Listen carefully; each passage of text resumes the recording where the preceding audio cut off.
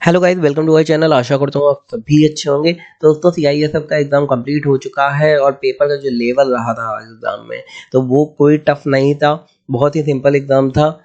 Mean below average मैं कहूँगा, क्योंकि बहुत ज़्यादा टफ नहीं था। उसी हिसाब से कट ऑफ भी जाने के चांसेस हैं, कट ऑफ काफ़ी हाई जाने के चांसेस हैं। तो उसी हिसाब से आई होप आपका पेपर हुआ होगा, आप सभी ने पेपर अच्छा किया होगा। जिसकी भी तैयारी होगी उस सब का पेपर अच्छा हुआ होगा। पेपर इतना सिंपल था। तो चलिए बिना किसी देरी के स्टार्ट कर लेते हैं। देख लेते हैं क्या क्या क्वेश्चन आए थे हमारे एग्जाम में। सबसे पहला क्वेश्चन था WHO का मुख्यालय कहाँ पे स्थित है। तो सबसे पहला यही क्वेश्चन आ गया कि भाई WHO का मुख्यालय कहाँ है, तो वो है स्विट्जरलैंड में है। कहाँ पे? स्विट्जरलैंड में। आगे देखते हैं, पहली भारतीय जनगणना कब हुई थी। तो पहली भारतीय जनगणना कब हुई थी? 1872 में। अब की भारतीय जनगणना कब होनी थी? 2021 में होनी थी, जो कोविड के चलते नहीं हुई और जो आगे समय पे होने वाली है। आर्य समाज की स्थापना किसने करी थी? तो दयानंद सरस्वती ने 10 अप्रैल 1875 ईस्वी को आर्य समाज की स्थापना करी थी।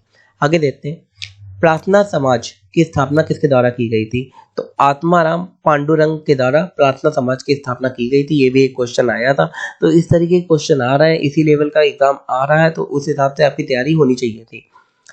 कृपण का विलोम शब्द क्या होता है? तो कृपण का विलोम शब्द होता है दाता या आप। तो ये क्वेश्चन आया था। देखिए कितना सिंपल पेपर आया है, इससे सिंपल पेपर नहीं बनाया जा सकता है। प्रश्न के पर्यायवाची बताओ। ये देखिए कितना सिंपल है। वासुदेव, सारथी, मुरलीधर, ये सारे प्रश्न भगवान कृष्ण के पर्यायवाची हैं। तो ये भी एक क्वेश्चन आया था। कृष्णा नदी का उद्गम स्थल कहाँ से होता है? तो कृष्णा नदी का उद्गम स्थल जो है वो महाराष्ट्र राज्य में महाबलेश्वर के समीप एक स्थान है, वहां से कृष्णा नदी का उद्गम स्थल होता है। तो उद्गम स्थल के बारे में भी क्वेश्चन आए थे। आगे, पश्चिमी घाट श्रृंखला से होता है। ये भी आपको जानना जरूरी है। ये सेकंड पॉइंट है इसी का कि उद्गम स्थल कहाँ से होता है। पश्चिमी घाट श्रृंखला से महाराष्ट्र राज्य में महाबलेश्वर के समीप जो है। एसआरडी का पूरा नाम क्या है? एसआरडी का पूरा नाम है special drawing rights. Special drawing rights, rights माने होता है अधिकार। चंद्रमा का पर्यायवाची बताओ। हिमांशु होता है, और बाकी जो पर्यायवाची हैं वो सारे आप पढ़ लीजिए। उसी में से एक पर्यायवाची आया था। तीस्ता नदी का उद्गम स्थल कहाँ पे? ये देखिए एक क्वेश्चन आया था कि भाई तीस्ता नदी का उद्गम स्थल कहाँ है। वो है भारत के सिक्किम राज्य में कांगसे ग्लेशियर के पास चारामू झील से होता है तीस्ता नदी का उद्गम स्थल। ये हो गया आपका। इसके अलावा इसका क्या पॉइंट है? इसकी लंबाई लगभग 315 किलोमीटर है। किसकी? तीस्ता नदी की। G20 की बैठक कहाँ हुई थी? वो तो अभी हुई थी। तो ये लिख लीजिए कितना सिंपल क्वेश्चन आ गया। जो इंडिया में ही हुई थी, दिल्ली में हुई थी। और G20 से लेके जो करंट का है भाई, सारे क्वेश्चन आप पढ़ के गए होंगे, मैं उम्मीद करता हूँ, क्योंकि इससे क्वेश्चन तो आना ही था।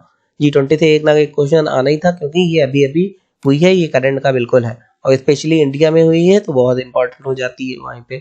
आगे, जो भगवान को मानता है उसको क्या कहते हैं?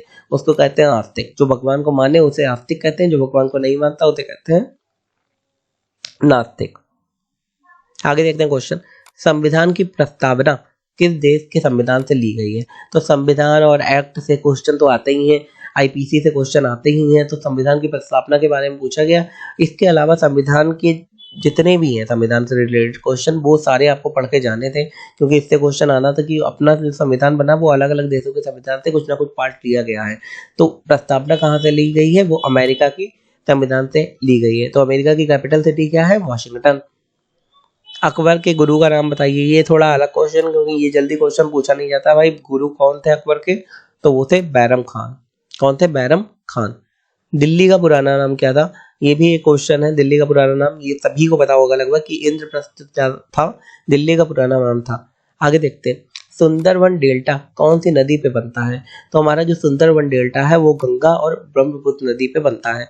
तो ये डेल्टा से रिलेटेड एक क्वेश्चन आ गया। तो आप लेवल देख लीजिए क्वेश्चन का, उसी हिसाब से आप समझिए कि आपके कितने कट ऑफ आनी चाहिए। भाई सुंदरवन डेल्टा पश्चिम बंगाल में है, ये भी आप सभी को पता होगा कि कहाँ है, पश्चिम बंगाल में। और पश्चिम बंगाल की राजधानी क्या है? कोलकाता।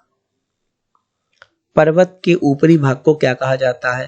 तो आदित्य का, यहाँ पे धा होगा, आदित्य का, ये पर्वत के ऊपरी भाग को कहा जाता है। ये क्वेश्चन हमारा आया था। स्वामी विवेकानंद के द्वारा कौन सी मासिक पत्रिका शुरू करी गई है? तो की गई थी, तो वो प्रबुद्ध भारत या जागृत भारत, ये दो मासिक पत्रिकाएं थी जो स्वामी विवेकानंद ने शुरू करी थी। आगे देखते हैं, अल्प विराम का चयन कैसे होता है? भाई कौन सा होता है अल्प विराम?